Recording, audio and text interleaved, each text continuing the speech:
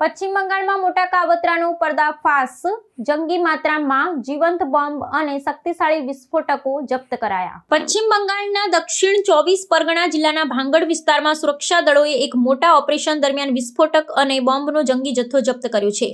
રાજ્યમાં વધી રહેલા રાજકીય અસ્થિરતા અને આગામી સ્થાનિક કાર્યક્રમો પૂર્વે આટલી મોટી માત્રામાં ઘાતક સામગ્રી મળી આવતા સમગ્ર પંથકમાં ભય અને ઉત્તેજનાનો માહોલ વ્યાપી ગયો છે। ભાંગડ પોલીસ અને વિશેષ તપાસ ટુકડીએ બાતમીના આધારે હાથ ધરેલા સંયુક્ત સર્ચ ઓપરેશન દરમિયાન એક નિર્જન મકાન અને ખેતરાઉ વિસ્તારમાંથી સેંકડોની સંખ્યામાં જીવંત બોમ્બ અને મોટા જથ્થામાં વિસ્ફોટક પદાર્થો હસ્તગત કર્યા છે। પ્રાથમિક તપાસમાં જાણવા મળ્યું છે કે આ વિસ્ફોટકો અત્યંત શક્તિશાળી છે અને તેને અસુરક્ષિત રીતે સંગ્રહિત કરવામાં આવ્યા હતા।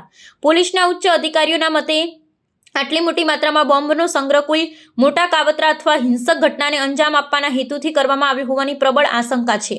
બોમ્બ વિરોધી ટુકડીએ તાત્કાલિક સ્થળ પર પહોંચીને આ વિસ્ફોટકોને નિષ્ક્રિય કરવાની કામગીરી હાથ ધરી હતી। આ સુરક્ષા ભંગના વિશ્લેષણ મુજબ ભાંગડ વિસ્તાર લાંબા સમયથી રાજકીય સંઘર્ષ અને જૂથવાદ માટે સંવેદનશીલ રહ્યો છે, જેના કારણે આ પ્રકારના શસ્ત્રોનો સંગ્રહ પર અનેક સવાલો ઉઠી રહ્યા છે। સ્થાનિક રહેવાસીઓમાં ઘટના બાદ ભારે ફફડાટ જોવા મળી રહ્યો છે, કારણ કે રહેણાંક વિસ્તારની નજીક જ આટલો ખતરનાક જથ્થો છુપાવવામાં આવ્યો હતો।